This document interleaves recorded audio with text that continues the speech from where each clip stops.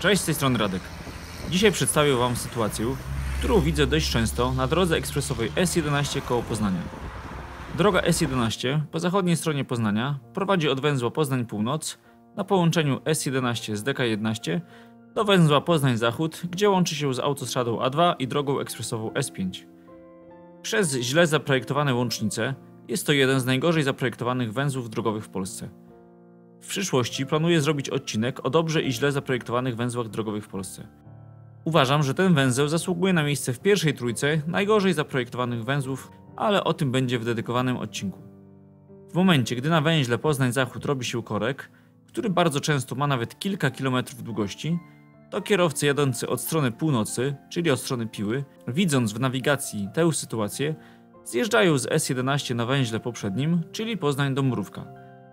Zjeżdżając z S11 i jadąc lokalnymi drogami, kierowcy wjeżdżają na A2 na węźle Poznań Komorniki i w ten sposób omijają korek, który utworzył się przed węzłem Poznań Zachód.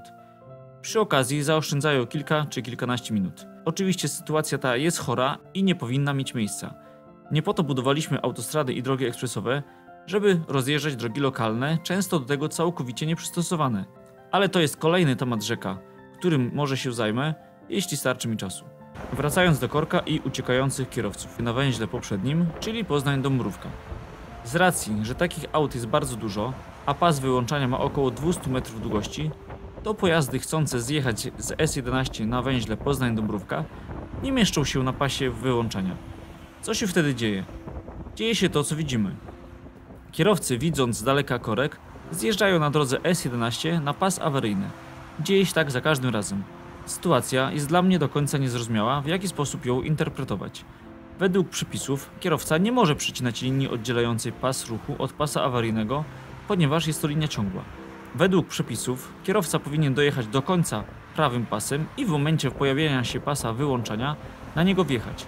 Jednak taka sytuacja spowodowałaby, że sam by stwarzał zagrożenie dla siebie, ponieważ na pasie prawym auto takie musiałoby się zatrzymać całkowicie, co w konsekwencji mogłoby spowodować, że ktoś jadący za nami mógłby nas nie zauważyć i wjechać w tył auta.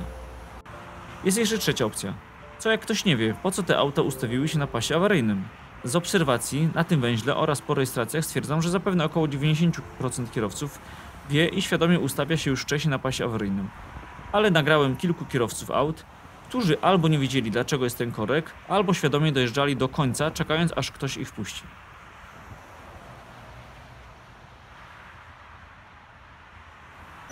I spójrzmy, co się dzieje w takiej sytuacji.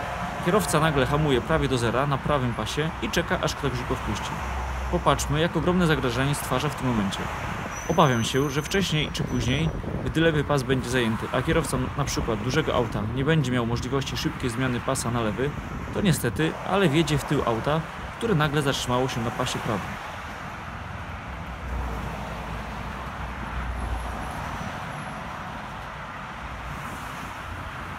Co ciekawe, poruszając się autem po autostradzie A2, zauważyłem, że czasami na innych węzłach też jest taka sytuacja. Przed węzłem Poznań-Luboń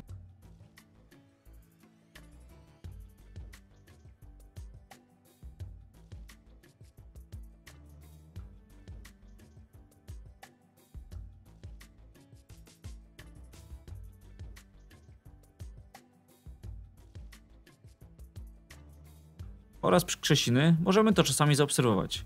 Według mnie często w takich miejscach następuje prawo serii. Kierowca, widząc, że ktoś przede mną zrobił coś niespodziewanego, czy może dziwnego, ale zapewne zrobił to w dobrej wierze, to ja też tak zrobił. I teraz pytanie do Was. Co sądzicie o tym, co przedstawiłem? Czy kierowcy dobrze robią, że zjeżdżają na pas awaryjny, mimo że łamią przepis, ale w jakiś sposób chronią siebie przed wjechaniem kogoś w tył naszego auta? Czy jednak robią źle i powinni czekać na pasie prawym do momentu pojawienia się pasa wyłączania, nawet kosztem narażenia się na mandat? Z racji tego, że z komentarzy trudno mi będzie wywnioskować, która opcja według Was wygrała, to zapraszam na mój kanał, gdzie właśnie uruchomiłem głosowanie na ten temat. Dodatkowo takie same głosowanie uruchomiłem również na Twitterze. Link w opisie filmu. O wynikach poinformuję Was w kolejnym filmie. Dziękuję za uwagę. Jeśli spodobał Ci się mój film, zasubskrybuj mój kanał, daj łapkę w górę oraz napisz komentarz, co Ci się podobało lub nie. Dzięki.